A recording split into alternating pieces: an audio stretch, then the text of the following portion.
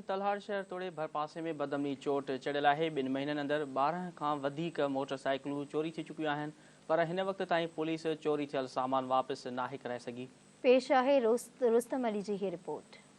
जिंदे नाज़रीन, असीं तव्हांखे ॿुधाईंदा हलूं त ही ज़िले बदीन जो शहर आहे तलहार, जेको गुज़िरियल 2 महीननि खां वठी हिते बदमनी ऐं चोरियुनि जे वर चढ़ियल आहे। जंहिंमें असीं तव्हांखे ॿुधाईंदा हलूं तो गुज़िरियल 2 महीननि जे अंदरि हितां जे शहर वासियुनि जूं 12 खां 15 मोटरसाइकिलूं चोर आसानी सां चोरी करे फरार थियण में कामयाब थी विया आहिनि।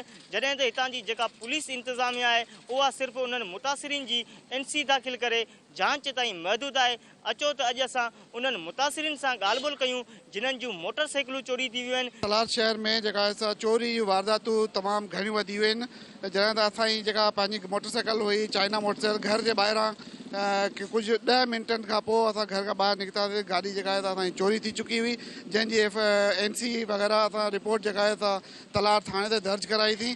पर उन खां बाद में बि अञा ताईं 2 महीना गुज़री विया आहिनि।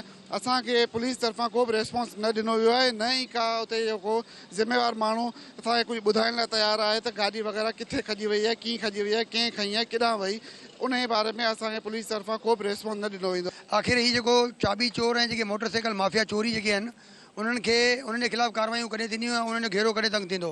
असां हिते मुंहिंजी गाॾी चोरी थी वई आहे 18 तारीख़ ते। असां उन ॾींहुं NC कटाई, पर थियो ख़र्चल कुझु कोन। रोज़ चोरियुनि जा आज़ार वधी आहिनि, हिकिड़े न ॿिए ॾींहुं कंहिंजी केॾीमहिल किथां गाॾी बीह वञे, केॾीमहिल किथां बीह वञे। एतिरे क़दुरु असांखे छॾियो, पर सिंध पुलिस जूं पंहिंजूं गाॾियूं महफ़ूज़ कोन्हे। हिकिड़े पुलिस वारे जी बि हींअर कुझु टाइम पहिरीं 2-3 ॾींहं अॻे DIP में अशरफ लाशारी उनजी गाॾी बि चोरी थी वई आहे। अञा सुधी पुलिस वारे जी गाॾी कोन्हे वापसि थी, तो असांजे ग़रीब मिसकिननि जहिड़ियूं गाॾियूं कीअं वापसि थींदियूं? मुंहिंजी गाॾी चोरी थींदी आहे, हुनखे महीने खां मथे टाइम थी वियो आहे। SHO साहिब खे 2-3 दफ़ा चयो आहे, चए थो हा कोशिशि करियूं पिया, लॻा पिया आहियूं। बेराए महिरबानी SSP बदीन खे गुज़ारिश आहे त इहा मुंहिंजी गाॾी मूंखे ॻोल्हे ॾिनी वञे। ऐं शहर मां तक़रीबन ॿियूं बि माण्हुनि जूं गाॾियूं वयूं आहिनि ऐं इंतिज़ामिया खे गुज़ारिश आहे त असांखे महिरबानी करे इहे गाॾियूं ॻोल्हे ॾिनियूं वञनि। जीअं त नाज़रीन, तव्हां हितां जे मुतासिरीन जूं तव्हां ॻाल्हियूं ॿुधियूं। हाणे ॾिसणो इहो आहे त हितां जी जेका पुलिस इंतज़ामिया आहे उहे हितां जे मुतासिरीन जूं चोरी थियल मोटरसाइकिलूं कीअं थी वापसि कराए। तेसीं ताईं कैमरा टीम सां गॾु रुस्तम अली कैरी, धरती न्यूज़, तलहार।